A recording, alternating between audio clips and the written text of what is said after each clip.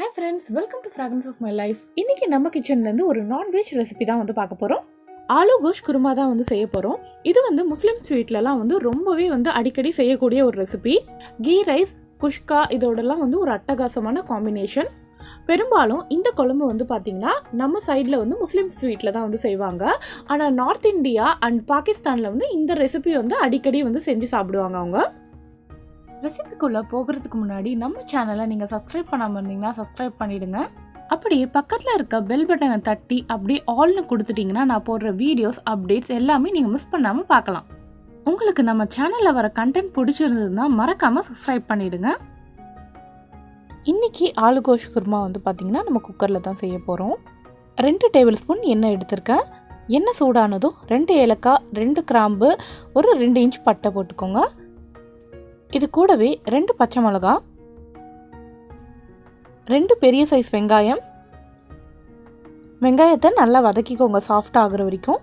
நம்மளோட கிரேவிக்கு தகுந்த மாதிரி இது எல்லாத்தையுமே வந்து கூட்டிக்கணும், குறைச்சிக்கணும். வெங்காயம், தக்காளி, அப்புறம் வந்து தேங்காய் விழுது சேர்ப்போம், அது எல்லாமே. வெங்காயம் நல்லா வதங்கினதுக்கப்புறமா 2 டேபிள் ஸ்பூன் இஞ்சி பூண்டு விழுது சேர்த்துக்கோங்க. இஞ்சி பூண்டோட பச்சை வாசனை போகிற வரைக்கும் வதக்கிக்கலாம். இதுக்கு ஒரு 2 நிமிஷமாவது எடுக்கும்.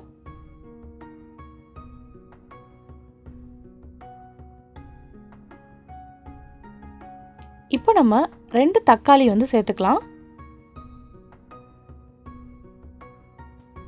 தக்காளியை நல்லா வதக்கிக்கோங்க.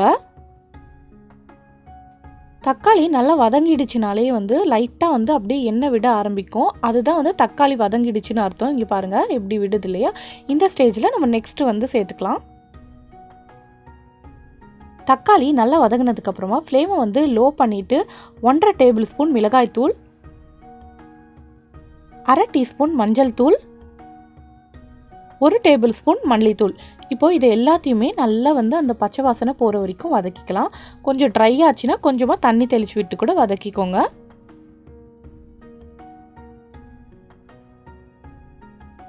இந்த மசாலா ரெடி ஆகிடுச்சு.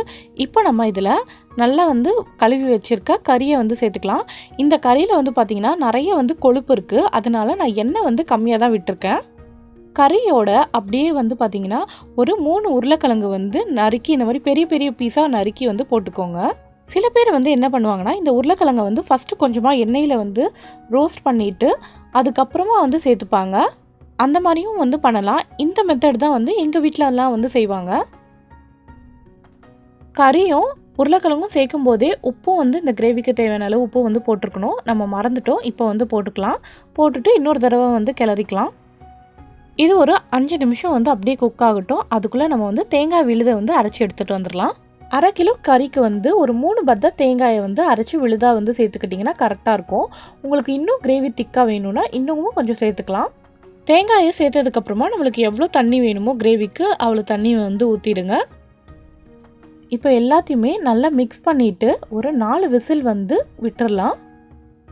குக்கரை நல்லா வந்து டைட்டாக மூடி போட்டு மூடிட்டு கரெக்டாக ஒரு 4 விசில் வந்து வரட்டும். அதுக்கப்புறமா ப்ரெஷர் போனதுக்கப்புறமா நம்ம ஓப்பன் பண்ணிக்கலாம். ப்ரெஷர் ஃபுல்லாக வந்து போயிடுச்சு. ஓப்பன் பண்ணி பார்த்துடலாம். இதே சேம் கிரேவியை நீங்கள் வந்து சிக்கன், மட்டன்னு எந்த கறியில் வேணாலும் வந்து ட்ரை பண்ணிக்கலாம். கடைசியாக ஒரு கைப்பிடி அளவு கொத்தமல்லியை வந்து சேர்த்துக்கோங்க. நல்லா கலந்து விட்டுட்டு சர்வ் பண்ணிடலாம். அவ்வளோதான், ஆலு கோஷ் குருமா வந்து ரெடி ஆகிடுச்சு. இந்த மாதிரி தான் எங்கள் வீட்டில் வந்து செய்வோம். புலாவுக்கு, கீ ரைஸ்க்கு, சப்பாத்திக்கு, பரோட்டாக்குன்னு எல்லாத்துக்குமே வந்து இந்த கிரேவி வந்து சூப்பராக இருக்கும். இந்த ரெசிபி வந்து பிடிச்சிருந்ததுன்னா லைக் பண்ணுங்கள்.